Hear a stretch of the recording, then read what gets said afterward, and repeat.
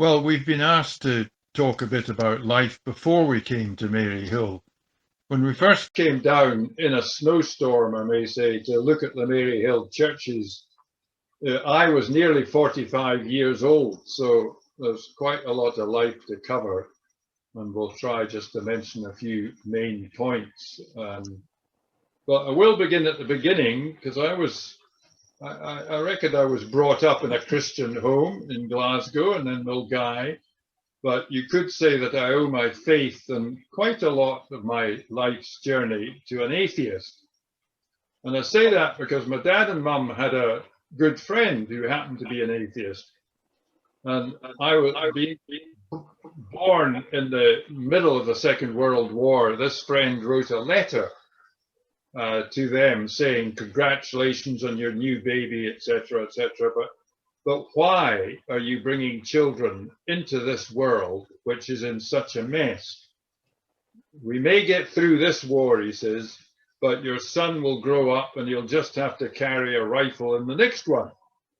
So it's cheerful stuff. And probably quite a lot of people felt the same way at that time, but my father said it made him think. It actually drove him to a deeper Christian commitment. And he thought, well, my son might have to grow up to fight in another war, but it won't be because I haven't tried to serve the Prince of Peace. And he threw in his lot with the Oxford Group, an international network of Christians who were challenging people to put their whole lives under God's control, not just on Sundays. And 18 years later, when I made my own decision to try and let God run my life, those were the people I went to work with. And one of their core beliefs was that if you want to see the world change, then the place to start is with yourself. And that's our first song, written by a Canadian cowboy, actually, in the 1930s. When I point my finger at my neighbor, there are three more pointing back at me. Thank you. This one doesn't have a video or anything, so I'm just going to be sharing the sound.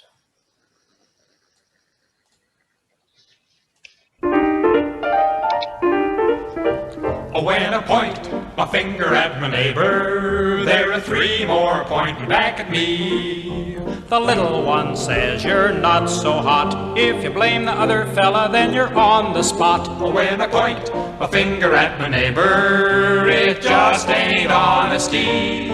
'Cause in my heart I feel that I first must deal with the three that are pointing at me. Oh, when I point my finger at my neighbor, there are three more pointing back at me. The second one says, go easy, pard. You ain't cleared the rubbish from your own backyard. Oh, when I point my finger at my neighbor, it just ain't honesty. 'Cause I realize I must first get wise to the three that are pointing at me. Now in orchestra.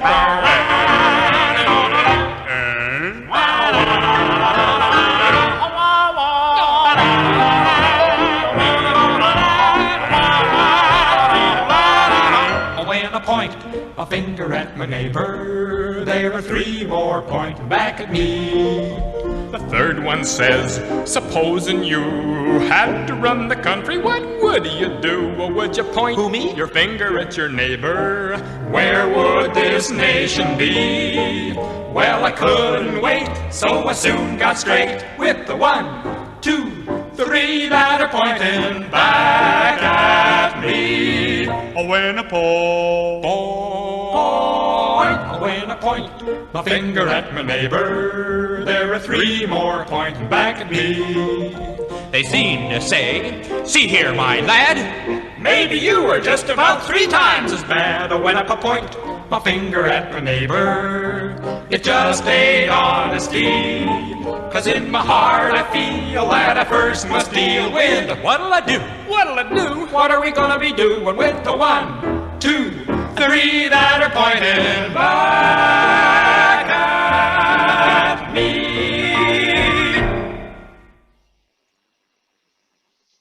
Well, that song and others like it spoke to me. I knew I needed to change. And I shared my life with another young Christian. I told him things I was ashamed of, where I wanted to change. And he listened. And then he said to me, the blood of Jesus Christ cleanses us from all sin. Now that's 1 John 1:7. And I'm not sure I really knew at that time what that meant, except that it meant a new start for me. And I knew I had to take some practical action, like they say in the song, clean up your own backyard. So I paid back money to my dad that had misused. I wrote letters to people to apologize for times I'd lied. I got honest with my parents about some things. Basically, I decided to make a new start with God. And then a couple of friends in the group suggested that if I was serious about helping to build God's world, I should put aside going to university and go on the road with teams that were touring with meetings and stage plays and telling stories of changed lives. And that's what I did. I spent 3 years away from Britain in Western Europe and the Western USA. I worked on a backstage crew for a play put on by Japanese students, and then one by young Chinese from Taiwan, and then on the lighting crew for 3 films in the state of Michigan. We were mostly young, we were all volunteers, and in the early 1960s, we were all intent on changing the world. Then in 1964, long before Anthony and I were in a relationship, Anthony organized a charter plane to go to a conference of young people in America who were meeting to try and bring change around them through the changes in their own lives. It was a step of faith for him to be responsible for arranging that journey. And it was a big step of courage for me to decide to go on it. We had to fundraise for a lot of money to be able to pay for the plane. And when we flew, it felt like traveling in a biscuit tin because it rattled so much. We got halfway across the Atlantic and we had to turn back because the headwinds were too strong. We went back to Ireland. We did get there in the end, I'm glad to say. I remember feeling really nervous when I had to speak at one of the meetings at the conference.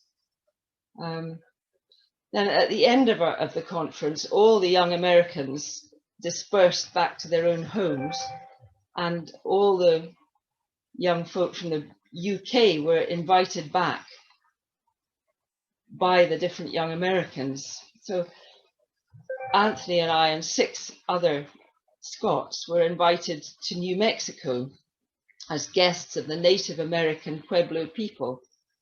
Now, I stayed in a Pueblo called Pojoaque.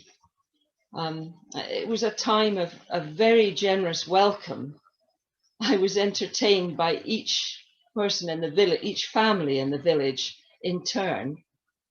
The first family I stayed with had 8 children, and several of them moved out of a single bed so that I could have it to myself. We saw their traditional skills. We had chopped chili for breakfast, widened our horizons, and ate some reels in return for the displays of their traditional dancing, which they had invited us to watch. I thought I'd like to share 2 thoughts from Native American wisdom.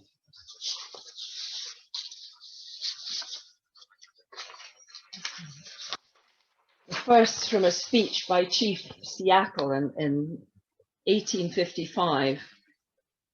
This we know, the earth does not belong to man, man belongs to the earth.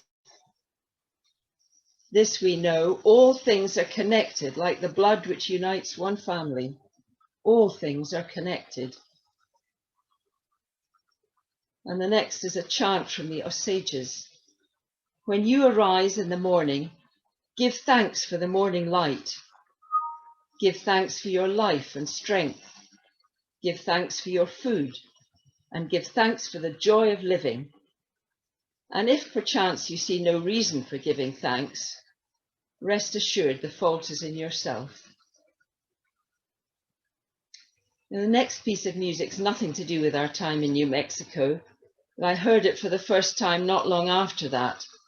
And it speaks, every time I hear it, it speaks to my soul in a way that can still move me beyond words. It's Dvorak's Humoresque. Well, these folk I was with, we did a lot with plays and musicals. In Australia, I even got to be on the front of the stage, not the backstage. I was in a play called The Forgotten Factor. And it was a play about two families in an industrial town, one labor, one management, with a strike looming in the local factory. And everyone's talking about the strike, but the real fights go on within the home life of the family, and that's what's on stage of each family. And when the young people bring a new spirit into each of their families, family relationships spill over into industrial relationships, and people start talking about doing things on a basis not of who's right, but of what's right. The forgotten factor is God and his way of bringing people together. The play sounds a bit simplistic maybe, but in a way it is, but it's one that's helped a lot of people to see how faith changes a person's life, but it doesn't stop there. It reaches beyond to change difficult situations. And when Anne and I were in Brazil years later, we helped produce a version of the play with a group of young people from the families in the docks and favelas of Rio.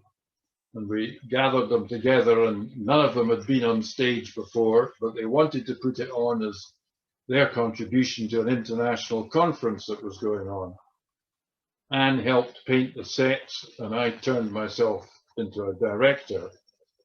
We didn't win any awards, but we learned a lot with them about building a team and letting God be the director in all our lives.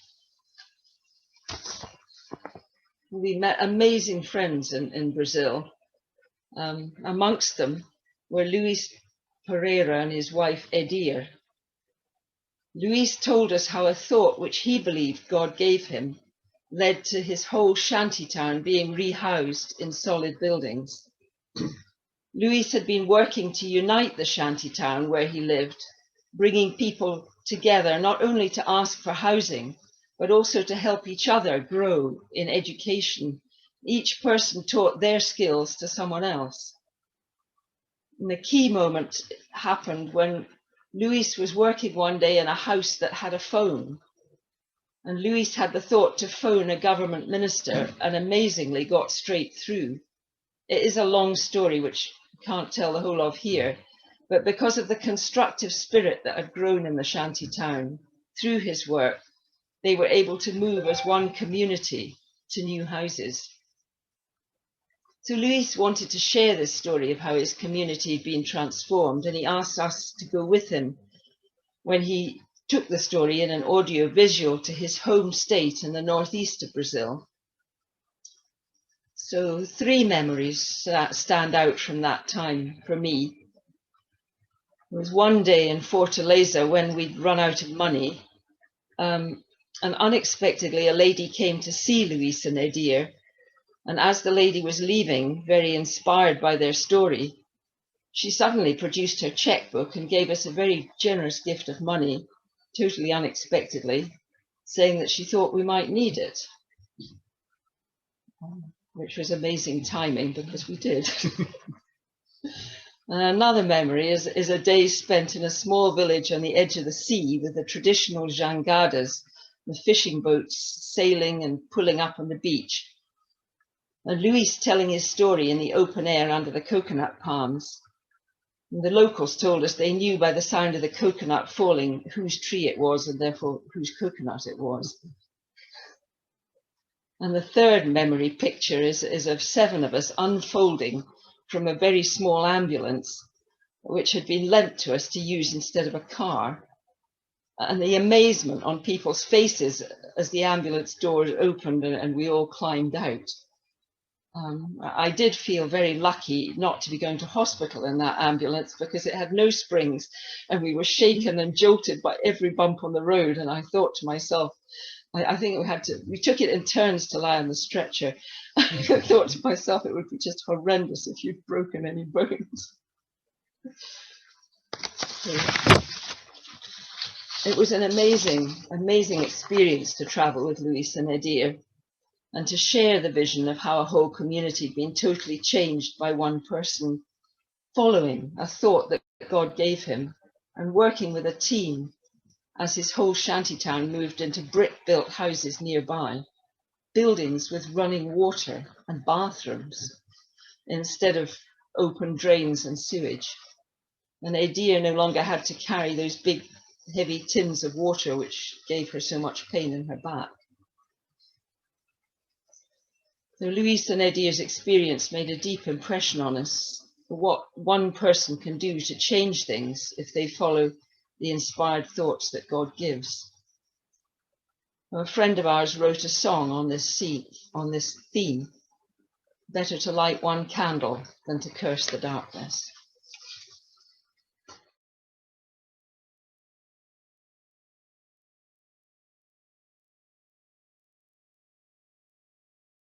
How many times I've backed away, so often afraid, told others I'd be counted on and left them all betrayed. I said there's nothing I can do in a world that's turned so sour, where the hope of freedom is fading by the hour.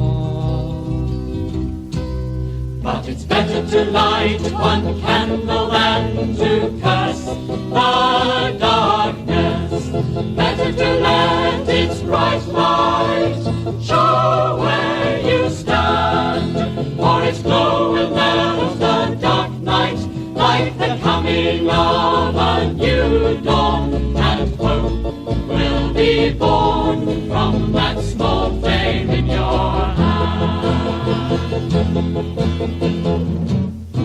There are many echoes in the world, but few voices, many roads for us to take, but few make choices. Will we always wait till it seems too late and things seem all but lost?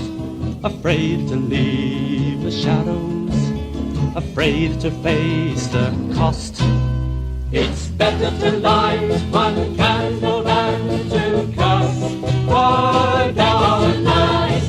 Better to let its bright light show where you stand, for its glow will melt the dark night like the coming of a new dawn, and hope will be born from that small flame in your hand. But if you stand up and leave your fears behind, leave your fears behind, you'll show the light for all those who are blind. It was spread from man to man, a light that cannot be ignored, for the Spirit of man is the candle of the Lord. It's better to light one candle than to curse the darkness. Better to let its bright light show where you stand, for its glow will melt the dark night like the coming of a new dawn, and hope will be born from that small flame in your hand.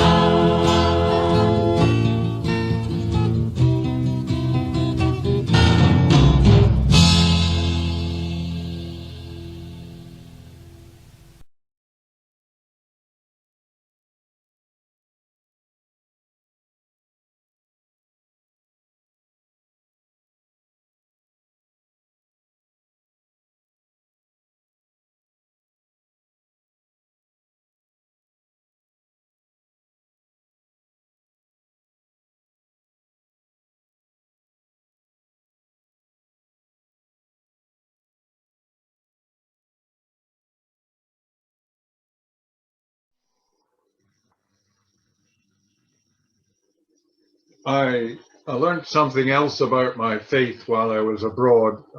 I counted myself all along as a Christian. I was trying to listen to God day by day and follow Jesus. And we worked with people of all denominations. We also worked with people who had no church. But I was also extremely arrogant. For instance, I was very superior about church. All churches, really. I felt they were too caught up in themselves and very divided. I was a citizen of the world and I hadn't joined any denomination because I felt I didn't want to be tied down. But then one morning in my time of quiet with God, I had a thought. The thought was this is just your pride. You think you know best. You say you don't want to be restricted, but in fact, not joining a church, you're dodging commitment. I was writing this down. You call it being free, but actually, it's just you doing things your way. You were brought up in the Church of Scotland, and you should join the Church of Scotland. Well, it took a year or two, but when I got back to London, I went along to St. Columba's, the Church of Scotland in Pont Street, SW1, and talked to Dr. Fraser McCluskey, the minister, and that's where I joined the church and later where we were married. And our next piece of music is a hymn that we had at our wedding. There's a wideness in God's mercy.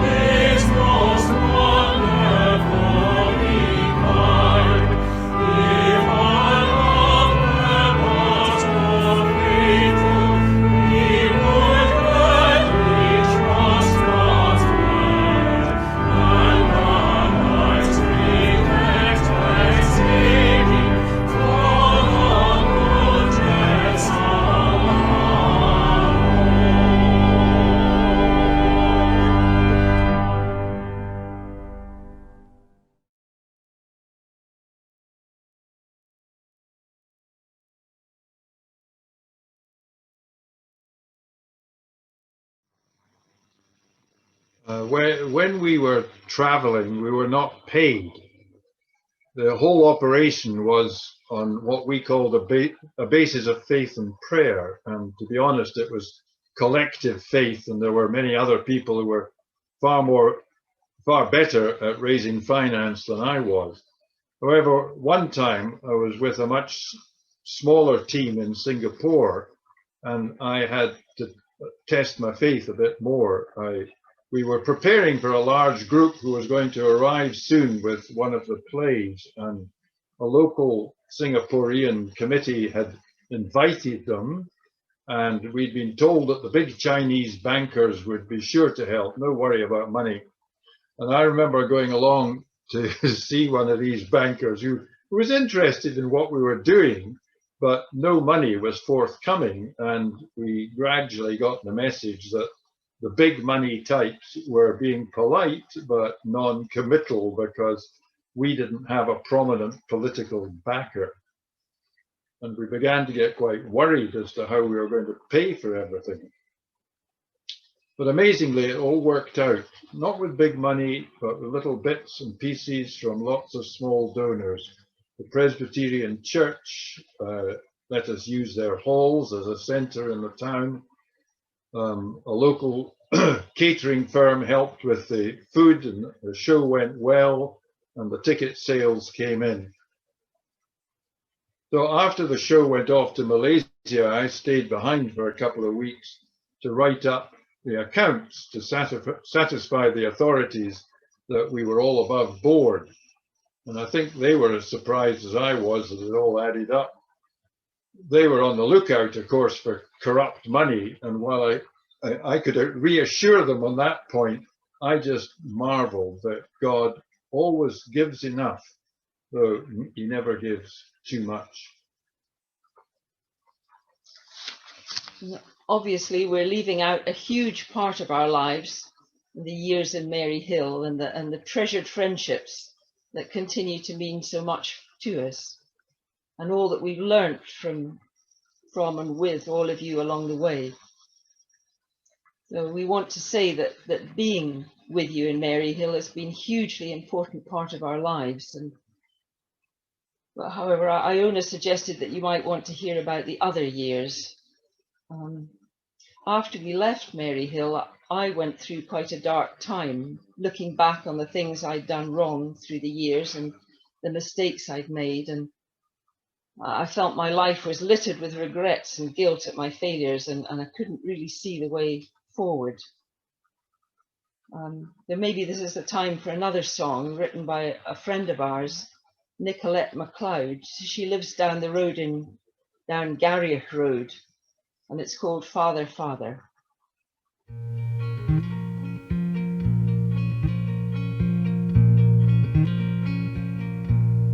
Father, Father, come on and tell me what to do with my life. Father, Father, come on and tell me what to do with my life. I've been walking for what seems so long. I've been walking for what seems so long. Father, Father, come on and help me. Oh, give me a reason to hold on. Please surround me, oh, and then fold me in your arms, Lord. These days are long.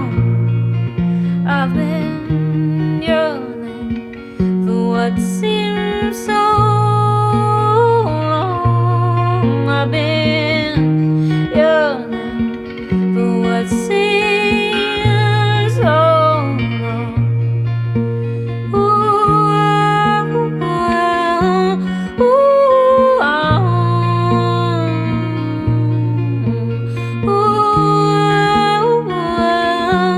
ooh, each day that I am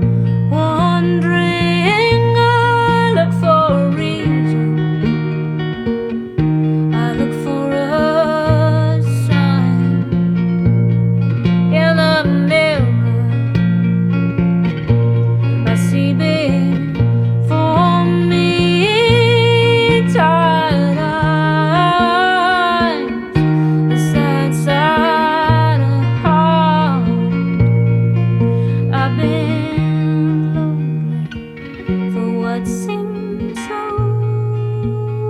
long. I've been lonely for what seemed so long.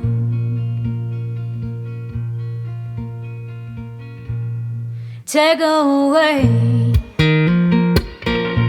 my fear and loathing, all the sadness for those who have gone. Give me hope, Lord, and keep my vision with the grace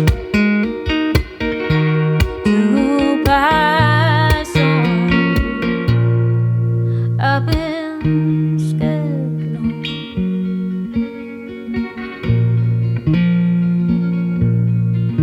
I've been scared long.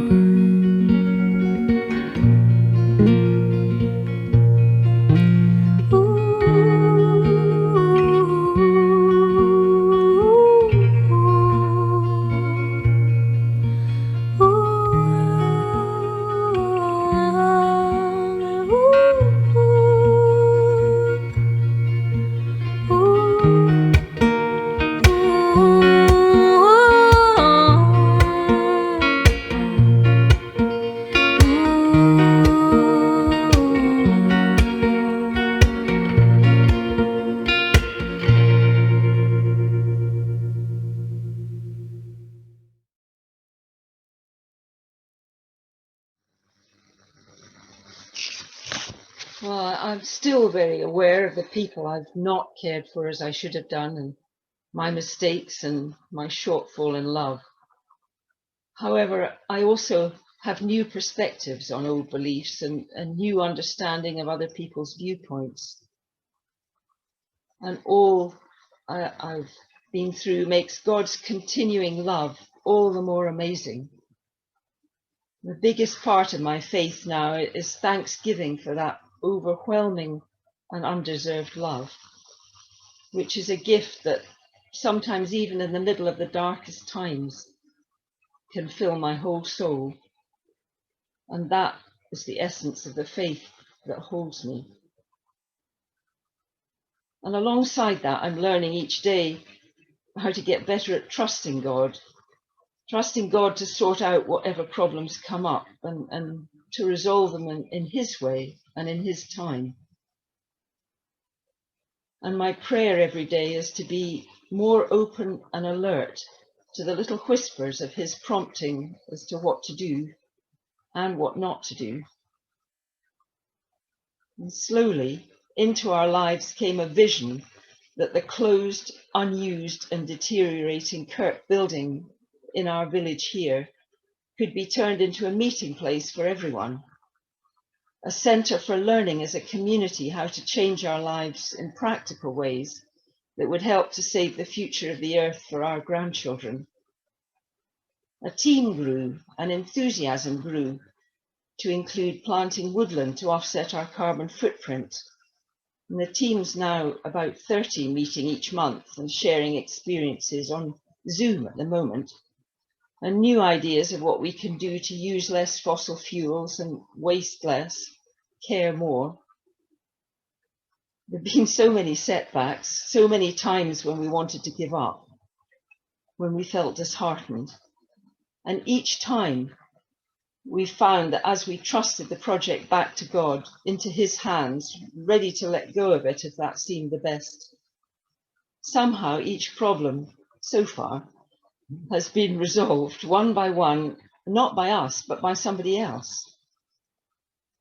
It's been a lot of work and at the same time full of inspiration and hope and new friends. And we're only at the beginning. The Scottish Land Fund has given us the money to buy the Kirk building and a field to plant the trees, but the building's just about derelict and we still need to raise the funds to repair it and renovate it and make it usable. So however old we become, we can still be open to being the creative threads in the tapestry woven by a loving power far bigger than we can ever imagine. So our final song seems appropriate as we live here by the sea, to have Lord, you have come to the seashore. Lord, you have come to the seashore, neither searching for the rich nor the wise, desiring only that I should follow. Oh Lord, with your eyes set upon me, gently smiling, you have spoken my name. All I longed for, I have found by the waters. At your side, I shall seek other shores. Lord, see my goods, my possessions. In my boat you find no power, no wealth. Will you accept then my nets and labor? Oh Lord, with your eyes set upon me, gently smiling, you have spoken my name. All I longed for, I have found by the waters. At your side, I shall seek other shores. Lord, take my hands and direct them. Help me spend myself in seeking the lost, returning love for the love you gave me. Oh Lord, with your eyes set upon me, gently smiling, you have spoken my